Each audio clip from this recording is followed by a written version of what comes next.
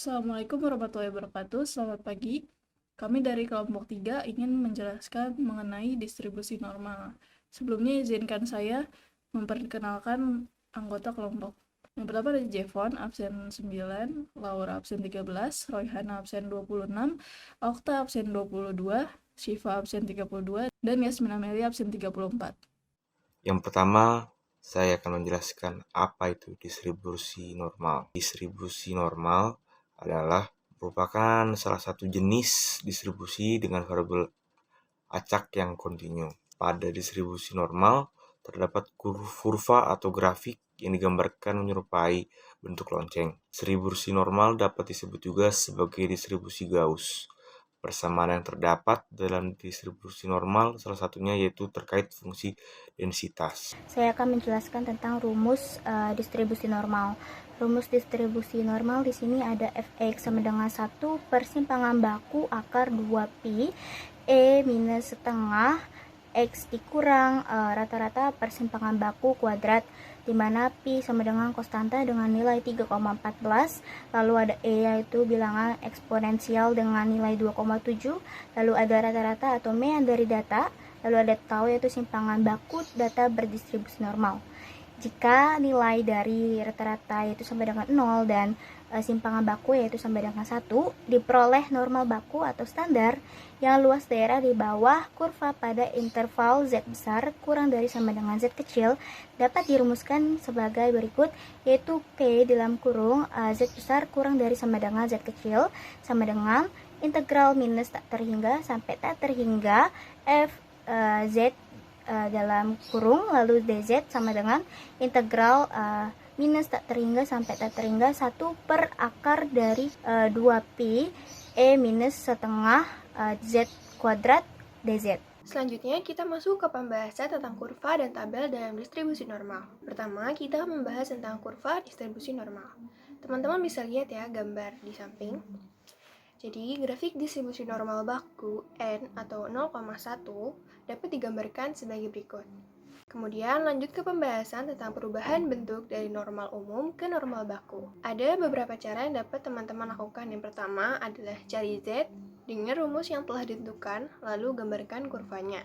Kedua, tulis nilai Z di sumbu X pada kurva dan tarik garis dari titik Z ke atas sehingga memotong garis kurva. Dan yang ketiga, luas pada kurva adalah luas daerah antara garis tegak ke titik 0 ke tengah kurva. Dan yang keempat, cari nilai Z pada tabel.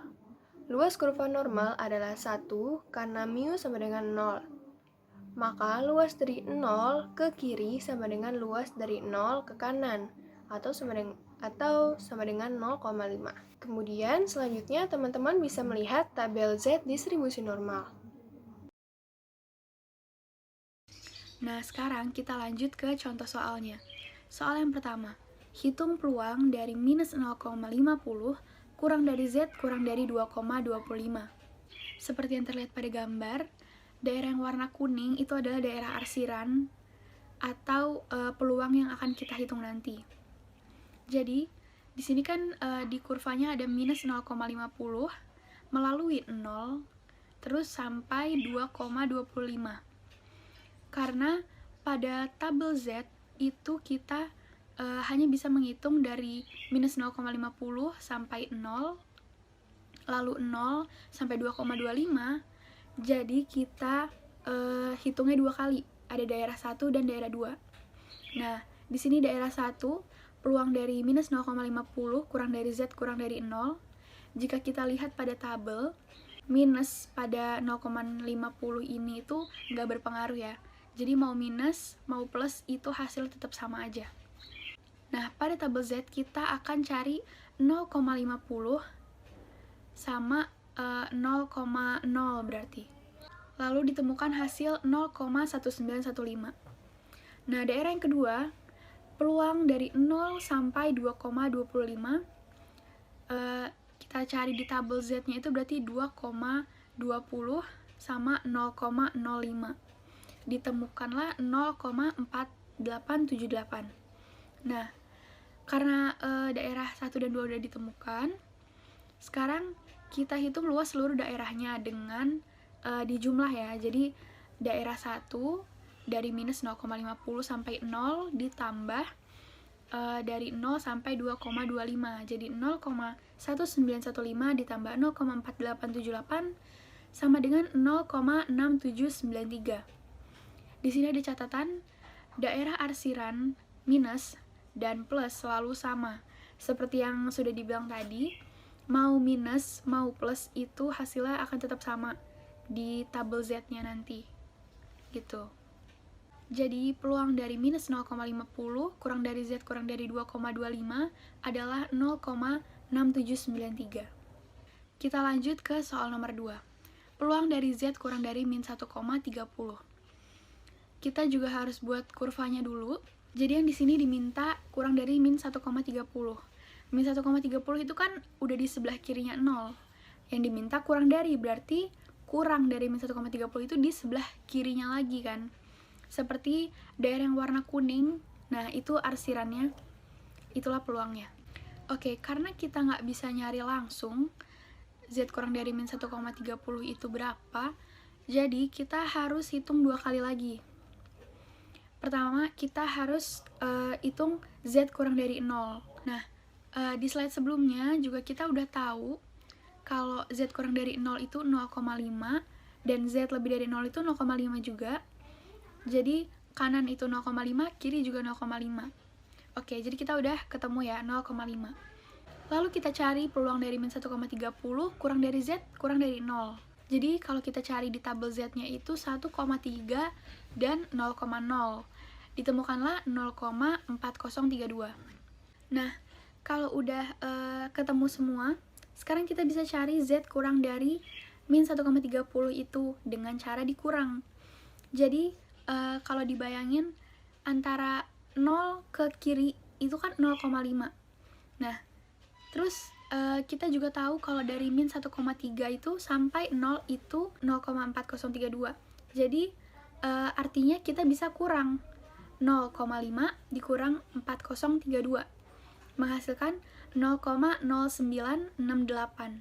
Jadi peluang dari Z kurang dari min 1,30 adalah 0,0968. Selanjutnya ada rumus Z, yaitu dimana Z sama dengan X dikurang mu per tau. X ini merupakan nilai variabel uji, lalu mu yaitu rata-rata, dan tau yaitu simpangan baku atau bisa dilambangkan dengan huruf S. Lalu ada juga rumus Z sama dengan X dikurang mu per tau per akar N, di mana N memiliki populasi uji atau jumlah sampel dan X adalah rata-rata sampel. Rumus ini dapat digunakan jika diketahui populasi dan jumlah sampel serta rata-rata sampel. Namun jika tidak diketahui populasi ujinya, bisa digunakan rumus yang Z sama dengan X dikurang mu per tau. Lalu ada rumus X ekivalen N dalam kurung mu, tau kuadrat. Tau kuadrat ini adalah varians. Jadi tau sama dengan akar dari tau kuadrat, yaitu sama dengan akar dari varians. Nah, untuk soal selanjutnya yaitu XN 100,625 jika P X di antara 75 dan A sama dengan 74,1%, maka A adalah.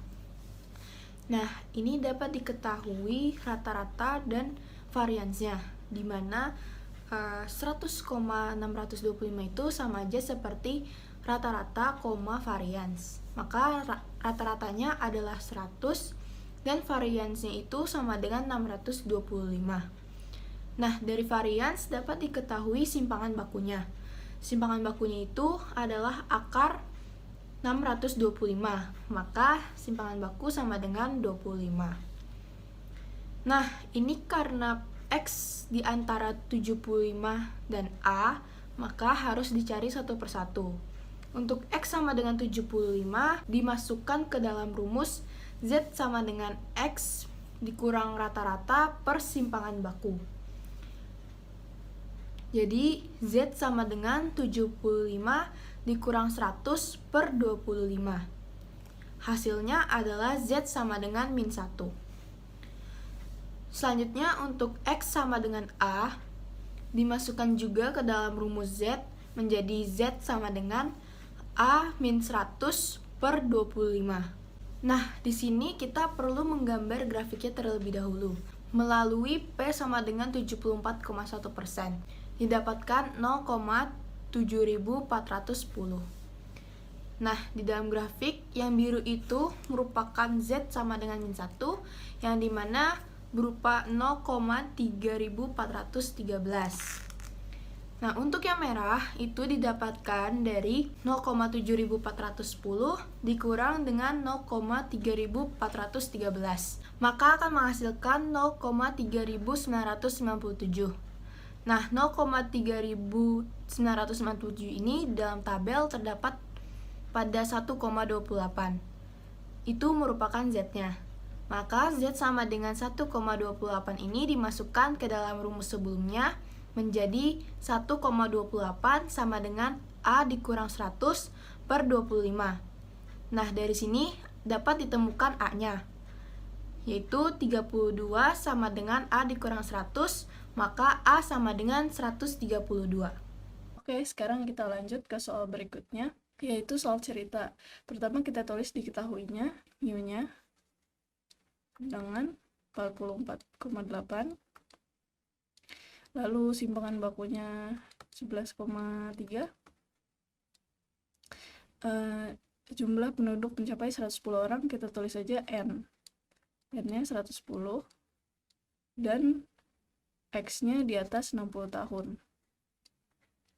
Kita harus cari peluangnya dulu, jadi Z dulu. Z sama dengan X min mu per simpangan baku. X-nya di sini kita tulis saja 60 per 44,8 per mu-nya 11,3. Di sini kita dapat hasilnya 1,35.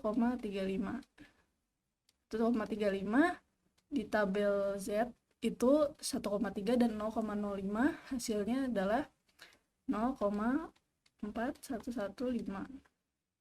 Nah, sekarang kita gambar dulu kurvanya. Kita gambar di sini dulu.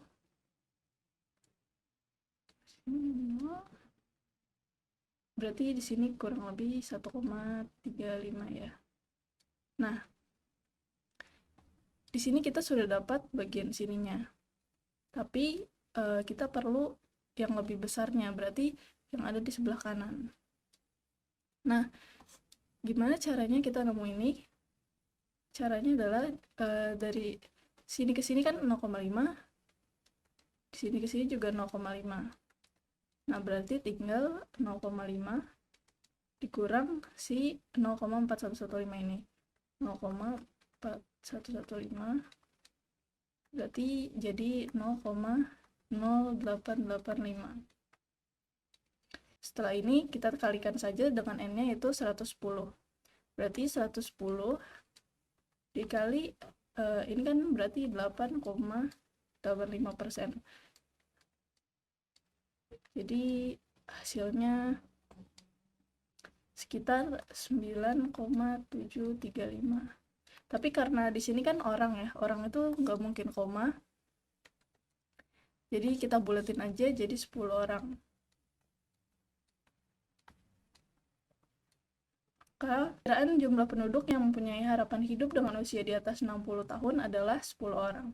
Yang terakhir, saya akan membahas kesimpulan yang kita dapat dari materi pembelajaran distribusi normal. Distribusi normal merupakan salah satu jenis distribusi dengan variabel acak yang kontinu.